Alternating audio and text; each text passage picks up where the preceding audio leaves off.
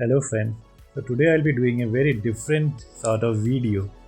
So as you can see in this video, I'm flexing my iPhone 16 Pro. So iPhone 16 Pro is already out there in the market for like almost 3 months. I actually got it just around a couple of weeks after it launched.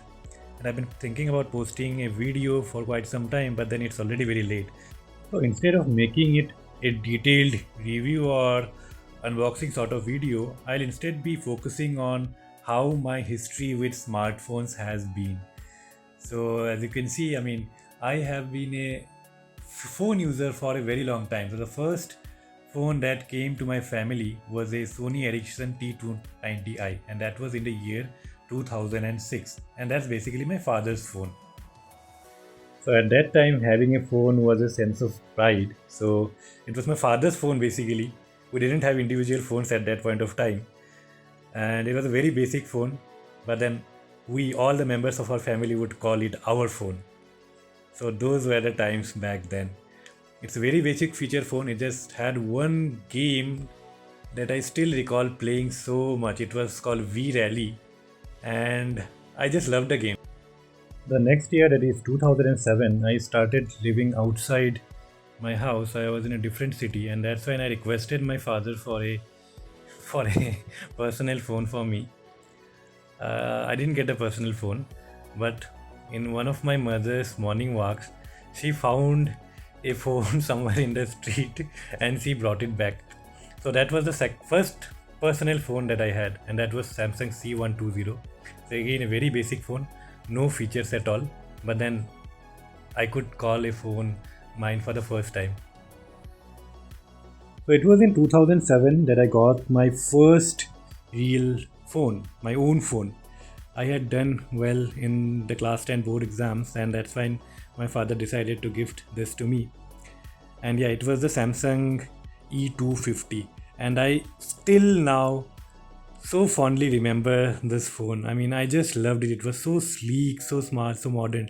It was not a smartphone. At that point of time, I didn't have the idea of smartphones, right? At that time, Symbian was the smartphone OS, but I didn't have a lot of idea about it. One of my friends was a smartphone geek, and I would come into the smartphone bandwagon a bit later. But yes, that was the first personal phone that I had, and I just loved it. So I did a lot of research after finding that it was not a smartphone. I actually ended up putting so many Java games on this phone.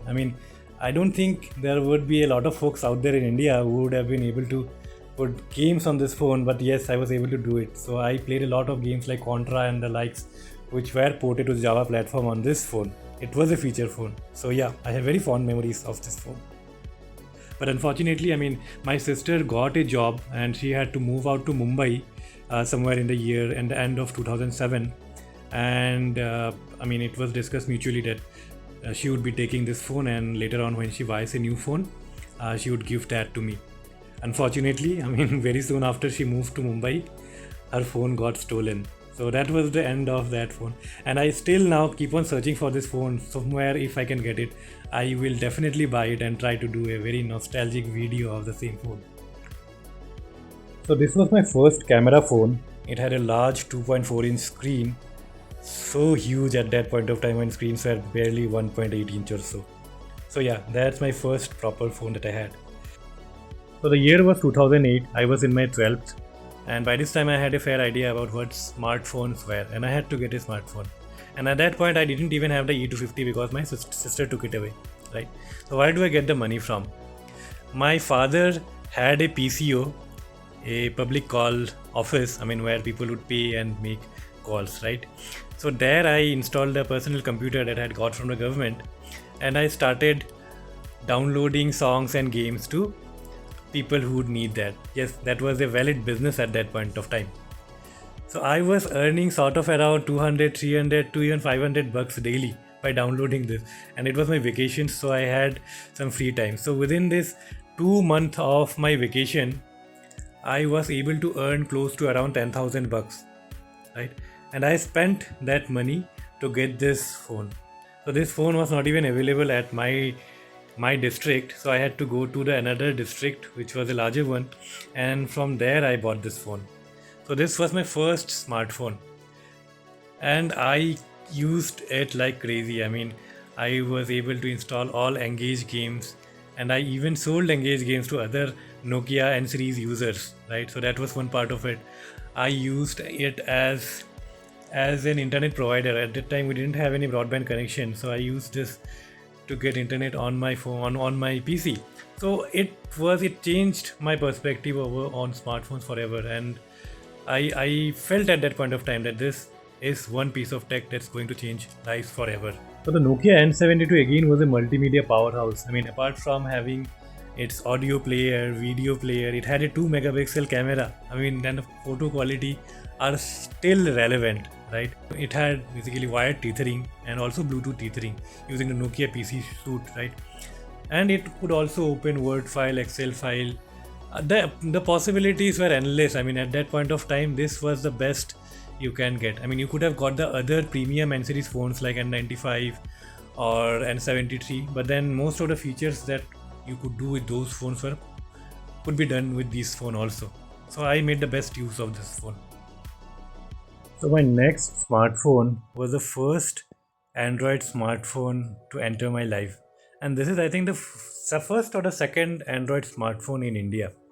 So this was called the Samsung Galaxy Spica. I had no clue about Androids before buying this, so I just saw it for the first time on a mobile outlet, and I found Android to be curious, the name to be curious, and I went ahead with it. It had a 3.2 megapixel camera. Screen was again a 3.2 or 3.5, I forgot actually. And yes, this is the one phone that opened me up to the entire Android smartphone ecosystem. The phone that I got was, I think, running Android 1.6. I don't know what A was. B, C is for cupcake, T is for donut, E is for eclair, F is for froyo, G is for gingerbread, H is for honeycomb, which was only tab specific, I is for ice cream sandwich, J is for jelly bean, K is for Kit Kat, L is for lollipop, M is for marshmallow, N is for nougat, O is for Oreo, P is for pie, Q is for key lime pie. Words I forgot. So that's my closeness to Android smartphones. So with this, I also got exposed to the Android modding community, especially from XDA mod, and I did all sorts of modding with this. I mean, long after Samsung had stopped providing any software update. At that time, I mean, software update hardly came, but then I got it upgraded for, I think, the next 3 or 4 generations of Android. And all the Androids I got after that, I became a very active part of the modding community. So many of the tech YouTubers that I see currently having millions of subscribers on YouTube, at times, I mean, I used to have direct connects with some of them when we were discussing things on XDA forums. So in the year 2011, I upgraded to the Samsung Epic 4G. And I have been a fan of keypad phones, and this one came with a slider, but the only catch was it didn't sell in India. So I bought it from a seller in the US through eBay, and this was shipped from US to India. And it was such a big gamble that I took, considering all the places where this thing might get stuck. But fortunately, it just didn't get stuck anywhere, and I received it at my uncle's home. And it was again a CDMA phone, so I had to go through the entire hassles of activating Reliance CDMA on this smartphone. It didn't have a physical SIM slot, so I had to go to the Reliance office, and fortunately, I mean, everything went ahead without a hiccup. I didn't have any clue before the next step actually took place on what to do next, right? But because I have been an active member of all these forums, and I have also been a member of some of the CDMA forums which were present at that point of time, I was able to activate it and use it effortlessly. Again, I did all sorts of development activities here. For example, installing custom ROMs like CyanogenMod, installing HTC Sense UI on this, right? Everything. I mean, I became a complete master of Android by this point of time. And unfortunately, I mean, this phone got stolen somewhere in the year 2013. Again, very fond memories with this phone. I wish I'm able to get this phone from somewhere at some point of time in future. So next in 2013, I got the HTC One X. Again, I bought it from a resale store. It was, I think, an imported unit. And again, a very fond memories with this phone.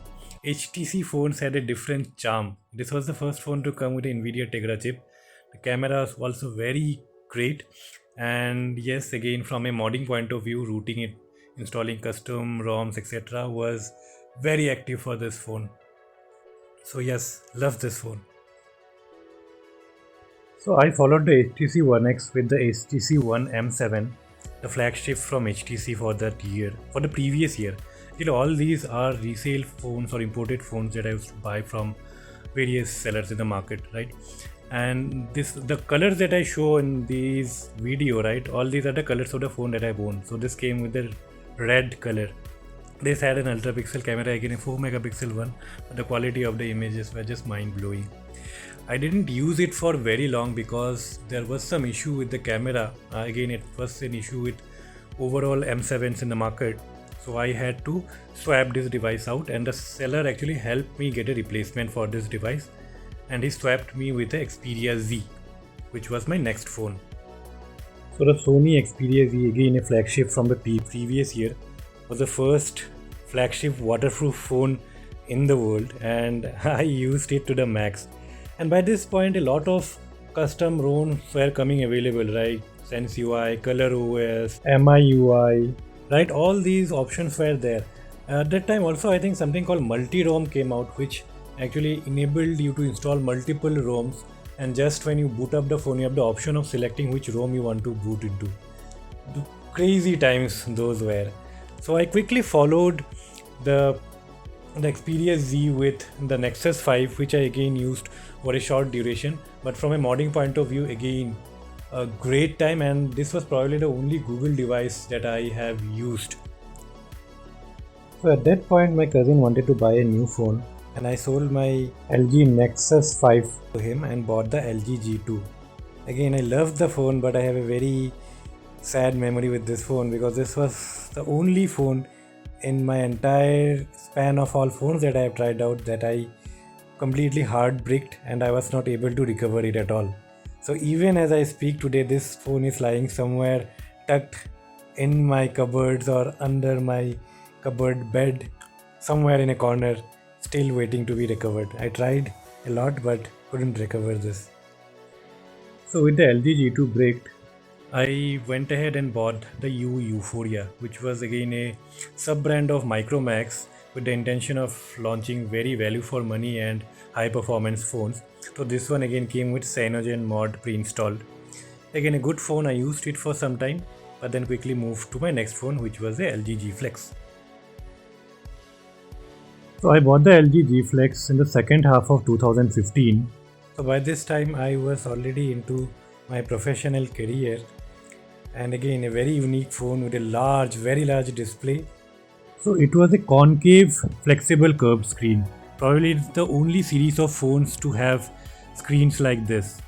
So even at that point of time, these crazy designs used to come out, which would make things so much more exciting. Yeah, I loved the LG G Flex, and I am actually happy that I owned that phone. Again, some very fond memory with that phone. I would love to carry one around even at this point today, but no, such designs are no longer available. In 2016, LETV entered India with its model LETV LE1S at just 11,000 bucks. A couple of years back, even Xiaomi had also entered the market, and this was the time when these Chinese OEMs had directly started the entry. Previous to this, whatever smartphones you would have seen were all from the global brands. Now was the time when the Chinese players finally entered, and this was the first time when I actually went ahead and bought one from one Chinese OEM. LETV actually had a great portfolio of devices, but for some reason or the other, they couldn't stick to becoming a successful brand, right? So that was my only LETV device. By now you can see the frequency of my updates has become very fast. Next I moved to OnePlus 3 in 2016. In early 2017 I moved to the OnePlus 5T, followed very much closely by Mi Mix 2S in 2018. and again at the end of 2018 I bought the Mi Mix 3. Mi Mix 2X and Mi Mix 3 I imported from China. So it was in 2019 that I finally moved to dual devices. These two smartphones I would carry at any point of time. 2019 was the year when you would get the most value for money Android devices. This was the year the Redmi K20 Pro was launched, the very same device that opened up flagship performance to all users. I mean, OnePlus and Poco also followed the same philosophy. OnePlus was a tad bit more expensive than for the masses, and Poco F1 was tad more gamer centric. K20 Pro was a perfect balance, and with K20 Pro, the PUBG or the BGMI revolution also started in the country, revitalizing handheld gaming. It was also the time when carrying two devices became a necessity, so I also carried the MI A3, which was again a very good value for money device. K20 Pro was also one of the devices which was modded the max, and one of the final devices which was supported by the modding community, where you would actually need to root and then install custom ROMs or do all sorts of things with the phone. I mean, post that whatever Android phones came, these were more or less there are very little scope or very little reason due to which you would do any sort of modding. I mean, it didn't make any sense at all post K20 Pro. 2020 was finally the year when I took the plunge towards the iPhone, primarily for two reasons. First, for gaming, I don't think there was anything better option available other than an iPhone. The second reason was the camera qualities. I mean, by this time I had started thinking about creating content for YouTube, and from a videography point of view, whatever experience I had, I felt that iPhones have always been much better than what Android had to offer in terms of especially video capabilities. Whatever number of megapixels are getting added, but at the end when you compare a video of even an iPhone 11 to an Android phone of 2024, you would notice that the iPhone 11's video is better. Also, the cameras, the multiple wide angle as well as the main cameras switch effortlessly during video on an iPhone. For an Android, it doesn't work at all. The widescreen camera is always much subpar compared to what an iPhone has to offer. For all these reasons, I took the plunge towards an iPhone. Although it didn't become my primary device, I was using it as a secondary device, primarily to game and also to create video content. 2021 I did a standard migration to the latest Snapdragon chipset, which was there in Mi 11X Pro, and for iPhone the T-1 generation, which was the iPhone 12. I bought it during Big Billion Day sale in September-October 2021 at again around 50k. So Mi 11X Pro was the last phone to which I did some modding. Post that in 2022 I bought the Nothing Phone 1. Again, a very much hyped phone. It is a good phone.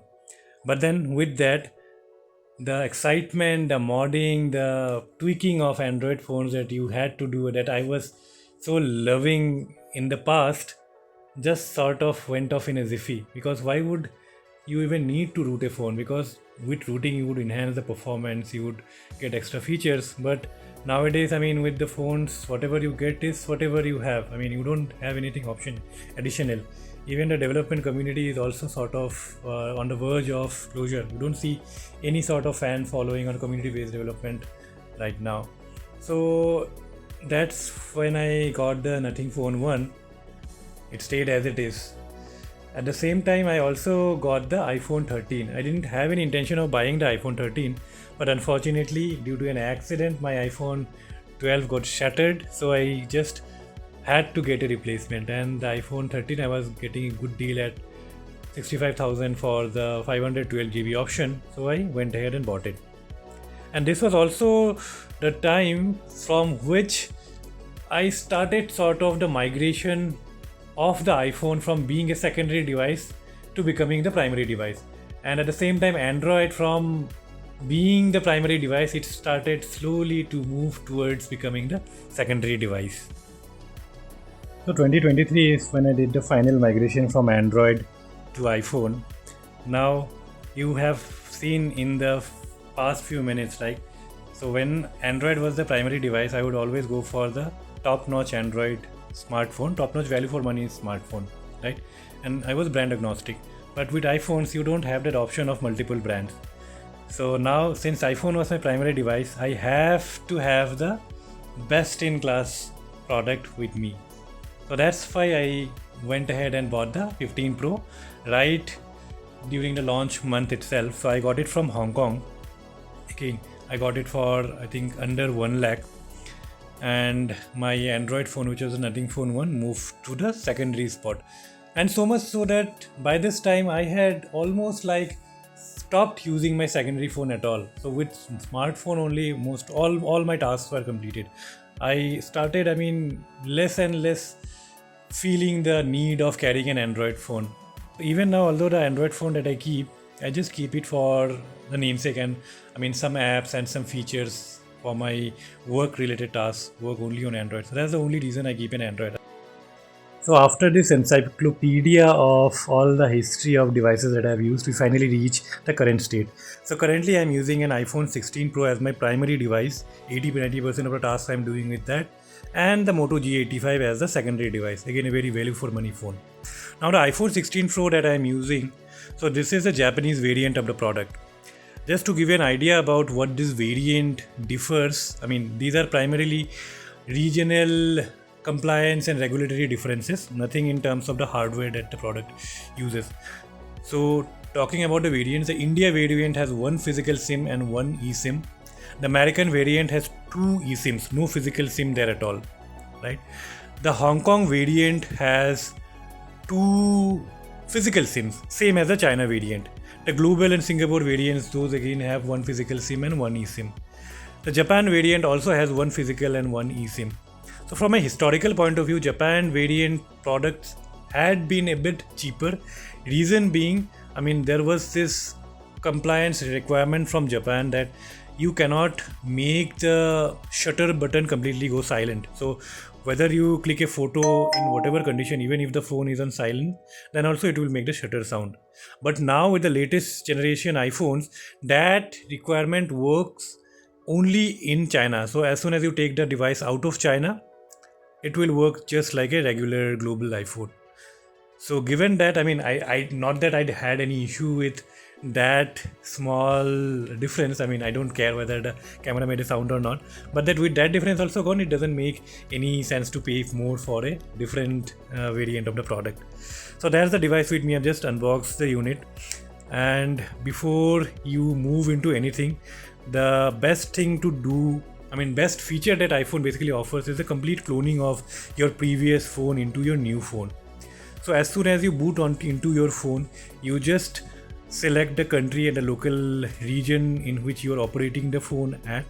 Just continue forward and then take the previous phone that you had, from which you want to migrate and clone the entire phone near to this new phone, and then you can just quickly start the migration process. One thing to keep in mind, the new phone as well as the old phone should be in the exact same version, whether it's a beta firmware or any other firmware, whatever you have on your existing phone, you have to update the new phone to the exact same version number.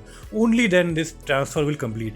I had to run through this transfer so many times and I had to face the failure so many times. So this is a reminder that I'm giving to you.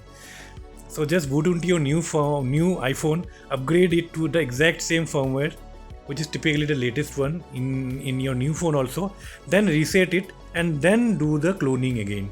Then everything will move flawlessly. And once you're done, you can just erase your existing phone and then you can sell it off. Now once the iPhone is booted, since I have already mentioned, right, this is not a review video, so I'll not review the phone per se. I'll just skim through the screen UIs and all, and just put a good background music so that you can just see what the phone is. It's already like 2-3 months that the phone has been launched. There are lots of content out there in YouTube, so you should not have any difficulty in finding a review video. But yeah, so that's the phone in front of you.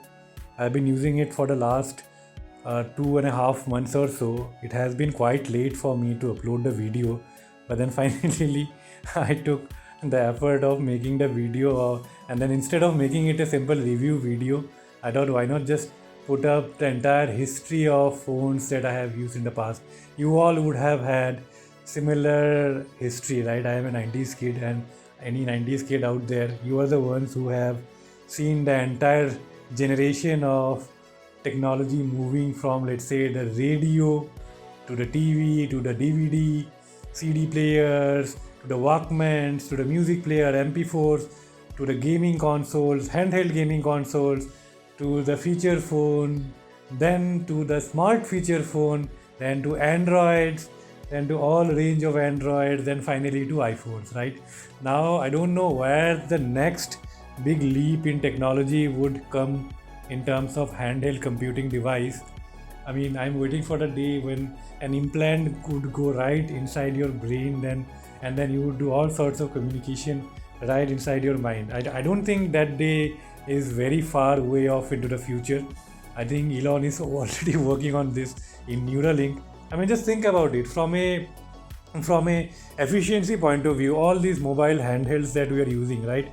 These are there only because we have not become efficient enough, or we don't know how to do the processing, the communication, the imagery, the graphics rendering, etc. right inside our brains, and extract the output, let's say, through any other source of media like USB stick or something like that. Can you imagine a day where you can plug something on your body and then you take out a video that your eyes has captured? How cool will that be? Waiting for that day. Or whatever you are imagining right now, you can make someone else also to imagine the same right then. Wow. Anyway, in terms of, you can see here on the screen, right, it supports all these video resolutions. I mean, I think full HD up to 120 fps is supported. You also have, so this is the biggest thing that I can see, right? You can lock, I mean, iPhones allow video switch between all the cameras at any point of time inside the video. Androids do not do that, right? At the same time, one more thing to notice here is that till iPhone 15 Pro, there was some difference between the camera modules. I mean, the telephoto lens was of 3x for the Pro, and it was 5x for the Pro Max. But with 16 Pro, that difference is also been mitigated. So with 16 Pro, you are getting a bigger screen, which is 6.3, which is like the perfect screen size. At the same time, you're not losing out on anything versus the Pro Max. The Pro Max is too bulky. I mean, I don't like that large of a phone. So for me, this is the perfect sized phone. With the 16 Pro, you also get the additional features in camera, like the camera control button. I'm yet to use anything from that. I don't think I will be using that button at all, right? So in terms of battery health and warranty, you have already seen, right, the product. I have warranty till October of 2025, and battery health is still at 100%, and I have just completed like 119 battery cycles. So storage is one bit where not only me, any iPhone user would have a lot of grievance against Apple. So what's the point of charging so much for additional storage? So even if I go for iCloud storage, just look at it. I have a 200 GB pack, which I pay like 219 rupees in a month. Now I have almost completed, I mean, filled that storage, and the next plan that I have for me is like 2 TB. From 200 GB to 2 TB, I mean, why are there no other data, I mean, cloud data options in between? I mean, a 500 GB pack would have helped me, I mean, manage my things better. I mean, instead of going right from 200 rupees to 750 rupees for the 2 TB pack, why not create one more option for people like me, right? So again, a request to Apple. I don't think they would be, I don't know, I mean, it's up to them. Any change can be done at any point of time. Anything can be the initiator, right? Type-C was also considered as something impossible for iPhone, but that has come, right? So in terms of storage, be it onboard storage as well as cloud storage, Apple should become a bit reasonable. That would really help. In the camera, I mean, it's again all the common plain user interface. Now one thing to note is that most of us are usually using the iPhone photography mode in vivid mode, but with the iPhone 18, that vivid mode has actually changed. Now if you go into the settings for, let's say, the display type, the image style to be precise, there is no vivid mode. So I think the vibrant one is the nearest one that matches to vivid. again, even in Vibrant also you can also tweak the I mean, it's not auto anymore. So again, I have just kept it at whatever default level it is. So that's where my iPhone stands. Most of the video that I have posted in the past couple of months have been shot on the 16 Pro. It has been a long time due, so the video is finally up. So that's the iPhone 16 Pro in front of you.